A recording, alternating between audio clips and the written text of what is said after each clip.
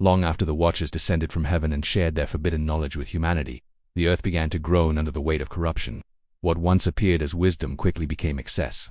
What was meant to elevate mankind instead fueled pride, domination, and violence. The natural order was breaking apart, and at the center of this destruction stood beings that should never have existed. From the union of the Watchers and human women came the giants, the Nephilim, towering figures of immense size and strength whose presence reshaped the world around them. At first, the giants were seen as wonders. Their size inspired fear and awe. Their strength made them appear unstoppable. Some humans followed them, others worshipped them, believing they were gods walking the earth. But it did not take long for their true nature to reveal itself. The giants were never satisfied. Their hunger was endless, their desires unrestrained. They consumed entire harvests in moments. Livestock disappeared. Forests were stripped bare. Rivers were drained. When food ran out, the giants turned on humanity itself. Cities fell, villages vanished. The earth became soaked with blood. The giants ruled through terror, and mankind suffered beneath their feet. Violence became constant, no longer shocking but expected. Parents feared for their children. Entire generations lived under the shadow of beings who cared nothing for mercy or restraint. Even the Watchers, who had once guided humanity, watched in horror as their own creations spiraled beyond control. The Watchers had believed they could guide their offspring. They believed their power would be manageable. They were wrong. The cries of the innocent rose from the earth like smoke, and heaven heard them. The ground itself cried out for justice. Creation, once balanced and ordered, was unraveling. Bloodshed filled the land, and corruption reached every corner of the world. In the heavenly realms, the archangels looked down and witnessed the devastation. Michael saw the violence consuming mankind. Gabriel saw the chaos spreading like fire. Raphael saw the corruption of knowledge and the suffering it produced. Uriel saw the distortion of divine order. Together they brought their testimony before the Most High. Judgment was declared. Raphael was sent first, tasked with dealing with Azazel, one of the chief Watchers who had taught humanity warfare, weaponry, and destruction. Azazel was seized, bound in chains, and cast into darkness.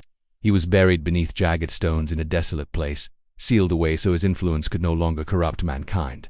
His punishment was not temporary. He would remain bound until the final judgment. Then the command went forth against the giants themselves. Michael was sent to confront the Watchers, declaring their rebellion complete and their fate sealed. Gabriel was sent to bring destruction upon the offspring of the Watchers.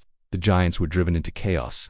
Their unity collapsed. The very violence they had inflicted upon humanity turned inward. They turned on one another. Their immense strength became their undoing. The giants fell in waves. Mountains shook. Valleys burned. The earth bore witness as the Nephilim were destroyed, their bodies reduced to ruin. The beings who once ruled through terror were brought low, stripped of dominance and power. Their reign ended not with glory, but with annihilation. But death did not end their influence. Because the giants were born of both heaven and earth, their spirits had no place in the divine order. When their bodies perished, their spirits remained, disembodied and restless. They wandered the earth, filled with rage, envy, and hunger.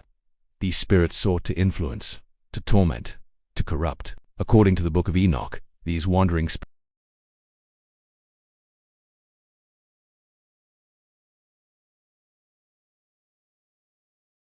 their sons for. They were broken by grief and regret.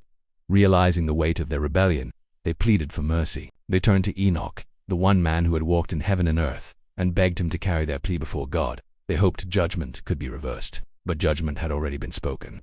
Enoch was shown their fate so humanity would understand that rebellion carries consequences, regardless of power or intention. The Watchers would be bound, imprisoned, and held until the final day. Their story would serve as a warning to all creation. The flood that was to come was not random, it was not cruelty, it was cleansing. The earth had been corrupted beyond repair, and judgment was necessary to restore balance. The destruction of the giants was not an act of vengeance, but an act of mercy for creation itself. When the judgment was complete, the earth was quiet once more.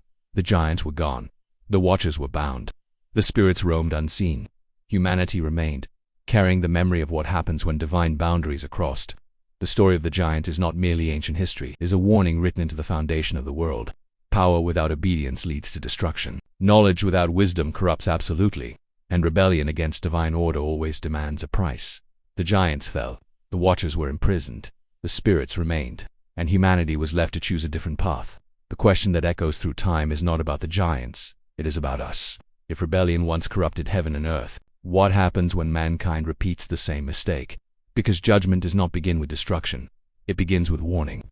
And the book of Enoch is one of them.